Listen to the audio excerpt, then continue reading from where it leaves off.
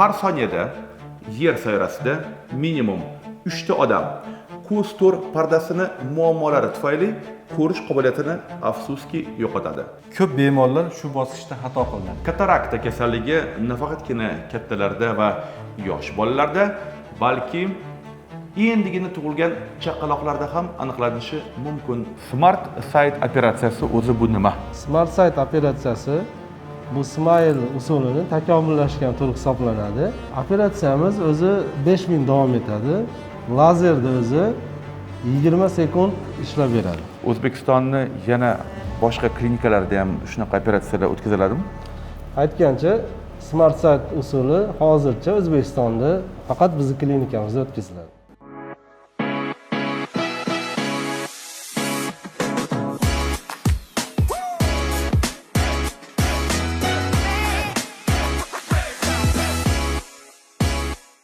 O'tgan yili Andijon shahrida joylashgan Visus klinikasiga tashrif buyurganimda Abdulaziz aka bizga nafaqatgina aytib, balkim ko'rsatib bergandilar. Qay tarzda bu yerga kelgan bemorlarda -20 bo'lgan ko'zlarini ko'rishi, lekin natijada 0 bo'lgandi.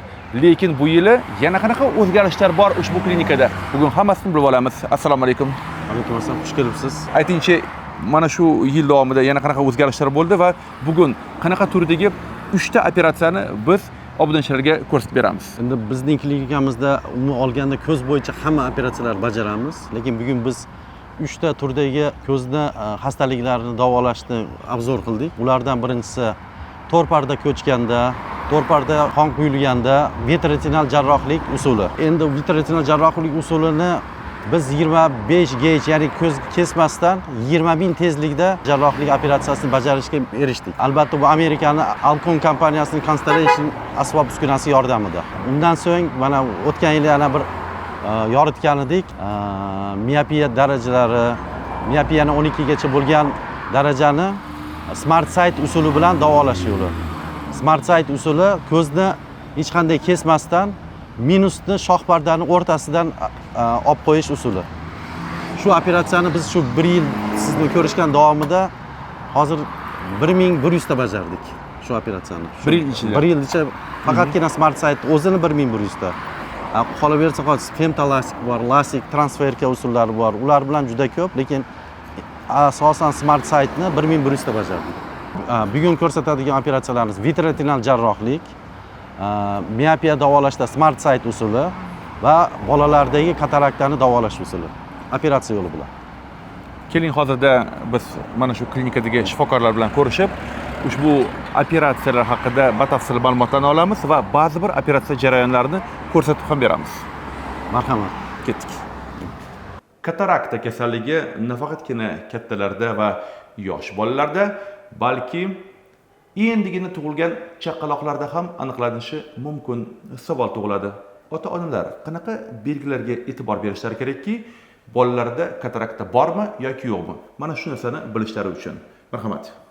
Yosh onalar va neonatologlar bolalarga e'tibor berish kerak. Chunki bolani ko'zda oq narsa borligiga, bolani ko'zi yaltiramayaptimi yo'qmi va bolani atrofdagi narsalarga e'tibor bormi yo'qligiga qarab kataraktaga shubhalanishi mumkin. Endi oddiyroq til bilan aytganda, o'zi katarakta kasalligi bu nima? Katarakta haqida biroz to'xtalib o'tadigan bo'lsam, normada sezgi organi uchun o'zini adekvat ta'sirlantiruvchi, ya'ni qo'zg'atuvchisi bor. Misol uchun quloq uchun tovush, hid bilish organi uchun hid, ko'z uchun bu ta'sirlovchi narsa agent, ya'ni bu yorug'lik hisoblanadi. Yorug'lik qanday ta'sir qiladi? Normada mana bu yerda rasmda ko'rib turganimizdek yorug'lik tushadi. Bu optik muhitlardan o'tib, mana bu ko'rish zonasi, ya'ni makulaga tushadi. Bu yog'idan keladi nurlar. Optik muhitlar deganda shoh pardasi, ko'z ichi suyuqligi va ko'zni gavhari. Ko'zni gavharining asosiy ikkita funksiyasi bor. Ya'ni vazifasi. Kelayotgan nurlarni bu ko'zni makulaga yetkazib berish uchun fizika deydigan bo'lsak, bu yerda nurlar sochilib kiradi, fokus masofasi qilib shu yerga tushirib berish kerak. Bu asosiy gavhar funksiyasi hisoblanadi va bu yerdagi nurlarni o'tkazib berish.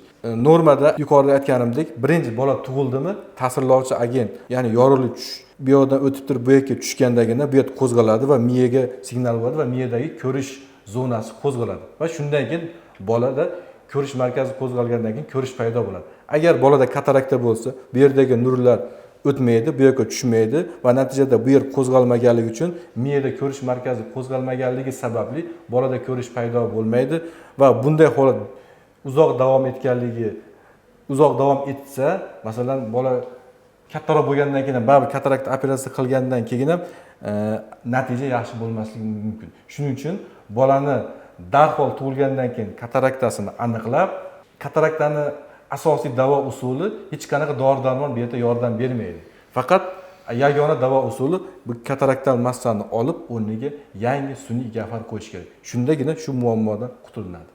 Qancha erta shu muolaja qilinsa, natija juda ham yaxshi bo'ladi. Mana shunday operatsiyalar Visus klinikasida ham o'tkaziladi, to'g'rimi? Albatta, bunday operatsiyalarimiz uchun o'tkazish uchun zamonamizning eng yuqori apparatlardan foydalangan holda o'tkazamiz. Bolalardagi katarakta kattalarga nisbatan boshqacharoq bo'ladi. Qo'yiladigan sun'iy gavharni razmerini, ya'ni o'lchamini o'lchashda ham boshqacharoq bo'ladi. Chunki yosh bola bo'lganligi uchun bola kattalashadi. Buni o'lchamini olayotganda maxsus zaxira, ruschasi aytganda zapas qo'yib ketish kerak. Nega? Bola kattaroq bo'lgan sari boshqa organlar singari ko'z ham kattalashadi. Ko'z kattalashgandan keyin bu yerdagi gap o'sha paytda zapas, ya'ni zaxira qo'yilmasa, katta bo'lgandan keyin yana qayta operatsiya qilib gavharni almashtirishga to'g'ri keladi. Biz hozirda shu aniqlikda o'lchab bolaga maxsus zapas, ya'ni zaxira qo'yib ketiladi.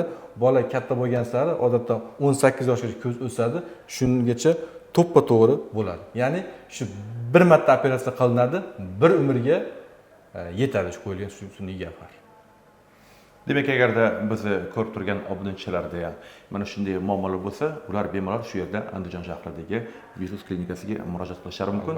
Kerakli telefon raqamlarini videodagida yozib qoldiramiz. Har soniyada yer sayyorasida minimum 3 ta odam ko'z to'r pardasini muammolari tufayli ko'rish qobiliyatini afsuski yo'qotadi. Lekin bunday muammolarni hal qilish yo'llaridan biri bu vitroektomiya operatsiyasi. Mening yonimda Visus klinikasining shifokori doktor Azamat. Hozirda aynan birgalikda biz ushbu operatsiyani sizlarga ko'rsatib berishga harakat qilamiz. Bu operatsiya o'zi qay tarzda o'tadi? Avval boshidan boshlasam, normada odamning ko'zi mana shunday tuzilgan bo'ladi. Bu yoqdan ko'z uchun adekvat bo'lgan nur optik muhitlardan o'tib, mana bu yerdagi ko'zning to'r pardasidagi makula qabul qiladi va bu yerdan miyaga jo'natiladi. Va shunda ko'rish impulsi paydo bo'lib, ko'rish paydo bo'ladi. Endi mana bu ko'rib turganimiz to'r parda shu yerdagi muammolar tufayli Otabek aytgandek, juda ko'p odamlar ko'rish qobiliyatini yo'qotadi. Ya'ni to'r parda muammolar juda ham ko'p. Hozirgi paytda to'r pardaning eng ko'p uchraydigan muammolardan biri to'r pardaning ko'chishi. To'r pardaning ko'chishining sabablari juda ham ko'p va hozirgi paytda eng ko'p uchraydigan kasalliklarimiz biri bu qandli diabet hisoblanadi. Qandli diabetning asoratlari tufayli hozirgi paytda butun dunyoda insonlar juda ham qiynalishmoqda. Ayniqsa ko'zga beriladigan asoratlari bu juda ham ko'p. Ko'zga qanday asoratlar berishi mumkin? Avvalo, ko'z ichiga qon quyilishi mumkin. To'r pardasi turli darajada ko'chishi mumkin. Vitrektomiya operatsiyalari esa mana shu muammolarni bartaraf qilib, ko'rishni yana qaytadan tiklashga yordam beradi. Vitrektomiya operatsiyasi bu ko'zni ichida bo'lgan shishasimon tanani olib tashlab, ko'chgan to'r pardani joyiga yotqizish va tushayotgan to'r pardani mana bu yerdagi makulaga to'g'ri tushishini ta'minlashga qaratilgan davo usuli hisoblanadi. Bu operatsiyadan keyin bemorlar qanaqa xatolar qilishyaptiki, bu operatsiyaning effekti kam bo'lishi mumkin? Endi hozirgi paytda bu operatsiyadan keyin bemorlarda reabilitatsiya bosqichi bo'ladi. Ko'p bemorlar shu bosqichda xato qilinadi. Ya'ni bu yerda to'r parda joyiga o'tkazilgandan keyin tamponada sifatida maxsus suyuqliklar, silikon, yog' yoki maxsus og'ir gazlar qoldiriladi. Va operatsiyadan keyin bemorni yotish holati ko'chgan to'r pardani yorug'di joyiga qarab belgilanadi. Ya'ni yotish ruschasi aytganda pozitsiyasi belgilanadi. Ana shu pozitsiyaga amal qilmaganda to'r parda yaxshi yopishmasdan qayta ko'chib ketish holatlari uchrashi mumkin. Ayniqsa qandli diabeti bor bemorlar yoki qon bosimi baland bemorlar qon bosimi va qon qantiga amal qilmaganda, ya'ni normada ushlamaganda yana qayta qon quyilish holatlari uchrashi mumkin. Ya'ni operatsiya qancha zo'r qilingan taqdirda ham operatsiyadan keyin reabilitatsiya davrida bemor shifokor tavsiyasiga amal qilmaganda kerakli natijaga erisha olmasligimiz mumkin. Demak, 10 marta eshitgandan ko'ra 1 marta ko'rgan ma'qul. Keling, hozir birgalikda operatsiyonga kiramiz va siz mana shu operatsiyani qay tarzda bo'lib o'tishini bizga ko'rsatib bersangiz. Albatta ketdik. Operatsiyaga sanoqli daqiqalar qoldi. Aytingchi, bu yerdagi uskunalar qayerdan olib keltirilgan va aynan mana shu uskunalar jahon standartlariga javob beradimi yoki yo'qmi? Bu operatsiyalarni o'tkazish uchun yuqori texnologik operatsiya hisoblangani uchun maxsus moslashtirilgan mikroskop va maxsus vitro mashinalar kerak bo'ladi. Bizning klinikamizda bu maqsadda chet eldan keltirilgan, asosan Yevropa va Amerikadan keltirilgan maxsus apparatlardan va mikroskoplardan foydalanamiz. Jumladan mikroskopimiz Hexet Germaniyadan keltirilgan va Leica mikroskopimiz maxsus vitroxirurgik amaliyot uchun moslashtirilgan. Chunki oddiy mikroskop qilin bo'lmaydi va bu ko'z ichini ko'rsatish uchun bu moslashtiriladi.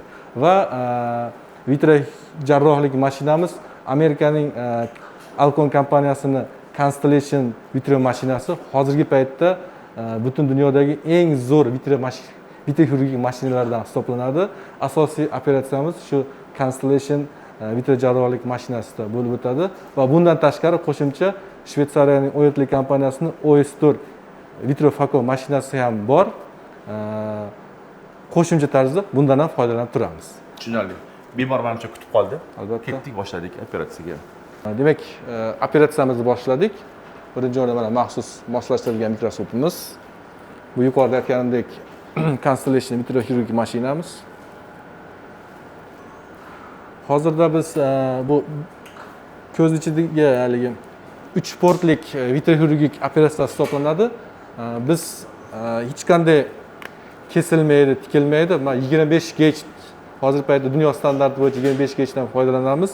Bu operatsiya jarayonini tez ketishiga, hech qanday chok qo'yilmaydi va bitish jarayoni ham juda ham tez bo'lishiga yordam beradi. Va juda ham mikro teshik qilinadi xolos. Boshqa hech qanday ko'z ichiga teshib kirilmaydi. Port qo'yiladigan bu 25 gauge o'sha trakar hisoblanadi. Va har bitta operatsiya uchun alohida foydalaniladi. Bitta ishlatilgan bemor boshqa foydalanmaydi. Bir martalik. Ko'z ichida bosimni doimiy saqlash uchun shunday irrigatsion sistemasi bor va shunday narsaki bu o'zini aqlli tizim bilan jihozlangan va bosimni bir xilda, bir me'yorda doim ushlab berib turadi. Bu biz uchun juda ham muhim. Operatsiyamiz yana ham yaxshi chiqishiga, oson o'tishiga yordam beradi. Demak, operatsiyamizni boshladik. Mana moslashtirilgan mikroskopimiz. Ko'zni ichidagi to'r parda holatlarini u yoqda monitorda ko'rsanglar bo'ladi. To'r parda ko'chib ketgan, bu yerda juda kattagina yoriq turibdi. Hozirda biz to'r parda vitrektomiya, ya'ni shishasmon tanani qo'lni olib tashlaymiz vitrotom yordamida. Teshikni bekitib, tamponada sifatida maxsus silikon yopib qo'yamiz. Operatsiya qay tarzda amalga oshirilayotganini mana shu ekran orqali ham ko'rib turish mumkin. Ko'rib turganlaridek nihoyatda nozik ish. Yo'qmi nima? Bo'lmasa shart emas. Smart Sight operatsiyasi o'zi bu nima? Smart Sight operatsiyasi bu Smile usulini takomillashgan tur hisoblanadi. Ya'ni miopiyani -12 darajasini hamda astigmatizmni -6 darajasini korreksiya qilish, ya'ni to'g'rilash usuli hisoblanadi. -12 bo'lgan bo'lsa, operatsiyadan keyin nechi bo'ladi? Albatta 0 bo'ladi. 0 bo'ladi. Qoyil. Agarda iloji bo'lsa, mana shu operatsiya jarayonini hozir bizga ko'rsatib bersangiz, aytgancha operatsiya o'zi qancha davom etadi? Operatsiyamiz o'zi 5 min davom etadi. Lazerda o'zi 20 sekund ishlab beradi. Unda operatsiya jarayonini bizga ko'rsatib bersangiz. Xo'p, albatta. Bemorlarimiz tayyor. Hozir olib kirsanglar boshlaymiz. O'zbekistonning yana boshqa klinikalarida ham shunaqa operatsiyalar o'tkaziladimi? Aytgancha, Smart Site usuli hozircha O'zbekistonda faqat bizning klinikamizda o'tkaziladi. Tak, hozir operatsiya tayyorgarlik ko'ryapmiz bemorlarimizni. Dorilar vositasida obrobotka qilib oldik. Hozir ko'zini maxsus расширитель deymiz, ya'ni ko'zni kergichi bilan ochib olamiz. To'g'rida yashil chiroq bo'ladi, shunga qaraysiz. Apparatimiz yaqinlashadi, 10 sekund qorong'u bo'ladi. Sizning vazifangiz ko'zingizni qimirlatmasdan o'sha yashil chiroqqa qarab turish. Bir xil qarab turasiz, juda yaxshi. Ko'zingiz yaqinlashadi, 10 sekund qorong'u bo'ladi, chiroq ko'rinmay qoladi, chiroqni istamaysiz. Juda yaxshi, shunday yotib turasiz. Hozir lazerimiz 15-20 sekund davomida ishlaydi. Shunda yaxshi yotishingiz kerak. Qimirlatmasdan. Juda yaxshi. Hozir bu bemorimizda miopiya, murakkab miopik astigmatizm, -275 sfera, -4 silindr. Bu murakkab miopik astigmatizm hisoblanadi. 2 sekund qoldi. Bo'ldi, yaxshi. Lentikulani yaxshi, a'lo darajada ajratib oldik. Hozir o'sha apparatimiz, femtosekundlik lazerimiz ajratgan lentikulani biz kichkina tirqishlar orqali chiqarib olamiz. Shu bilan bemorda minuslar yo'qoladi. Ertasiga xudo xolasa 100% ko'radigan bo'ladi. To'g'ri qarab turasiz. Chiroq tog'ib beraman, to'g'ri qarab turing.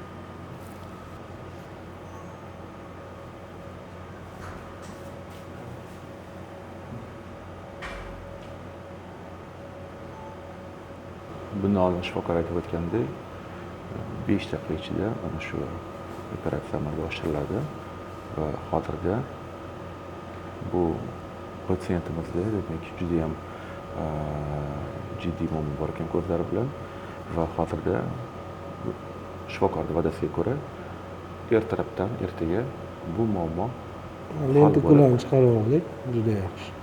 To'g'ri. Yozmang.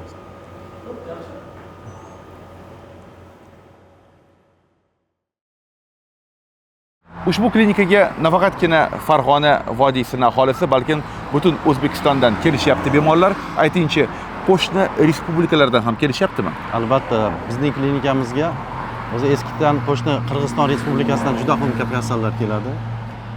Qo'shni Tojikiston Respublikasidan, Qozog'istondan ham kelishni boshlashdi. Bu yerda statsionar bor ekan, nechta odamga joy bor agar qoladigan bo'lishsa? Bizning klinikamizda 60 ta koyka bor. Ya'ni bemor uchun, qarovchi uchun ham joy bor. Visus klinikasi Andijonning qayerida joylashgan? Bizning klinikamiz Andijonning shahrida. Orientirimiz juda ham oson, aeroportning yonida. Rahmat. Salomat bo'ling. Hurmatli do'stlar, kerakli telefon raqamlarini, qolaversa barcha ma'lumotlarni ushbu video tagida yozib qoldiraman. Agarda sizda ham mana shunday muammolar bo'lsa, siz ham Andijonda joylashgan Visus klinikasiga murojaat qilishingiz mumkin. Bu degani Mr. Otabek TV kanalida va Visus klinikasida profilaktika bilan ko'rishganda ko'rishguncha. Sog' bo'ling. Rahmat. Xushkayf xushayapsiz. Shu vaqt bo'ling. Salomat bo'ling.